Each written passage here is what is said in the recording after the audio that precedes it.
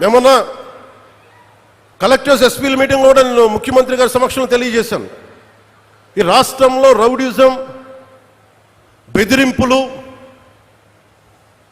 మన ఉత్తరాంధ్రలో కూర్చోబెట్టి కొంతమంది బెదిరించి ఒకటే చెప్పాను, రౌడీజం చేసే వాళ్ళని బెదిరించి వాళ్ళని పంపించి కదా మనం వచ్చింది. మనం అలాంటివి చేస్తే మనకి వాళ్ళకి ఏంటి తేడా? ఇది నేను చెప్పాను, నేను జనసేన మేము ప్రభుత్వంలో భాగం, అవసరమైతే చాలా ఖచ్చితంగా ప్రతి విషయాన్ని అంశాన్ని తెలియజేస్తాం.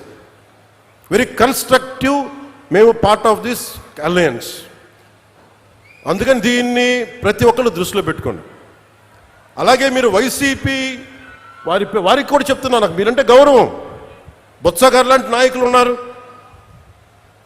మా పార్టీలోకి సామినేని ఉదయ్ భాను గారు లాంటి నాయకులు వచ్చారు, శ్రీనివాసులు గారు లాంటి నాయకులు వచ్చారు ఒంగోలు నుంచి, బాలినేని శ్రీనివాసులు లాంటి గారు. అప్పుడు వాళ్ళు బ్యాలెన్స్డ్గా ఉన్నారు, ఇప్పుడు బ్యాలెన్స్డ్గా ఉన్నారు. కానీ మీరు కూర్చొని పాత పద్ధతిలోనే మళ్ళీ మేము ఇష్టారాజ్యాంగంగా చెడతామంటే నేను విసిగిపోయానబ్బా.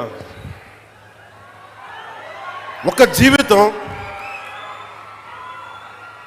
రోడ్డు మీద వెళ్తుంటే ఒక యాక్సిడెంట్ అయితే అలాంటిది ఒక ఆశయం కోసం నా ప్రాణం పోతే నాకు ఓకే, కానీ పోయే ముందు చాలా మంది తాట తీసేస్తాను చెప్తాను, గుర్తుపెట్టుకోండి.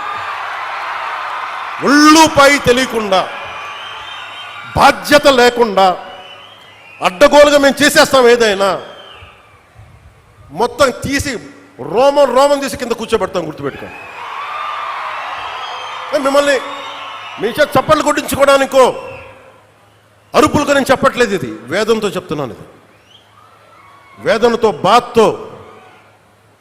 ఒక్కళ్ళు మాట్లాడలా, మనకి రాష్ట్ర విభజనప్పుడు ఒక్క ఎంపీ కూడా మాట్లాడలా.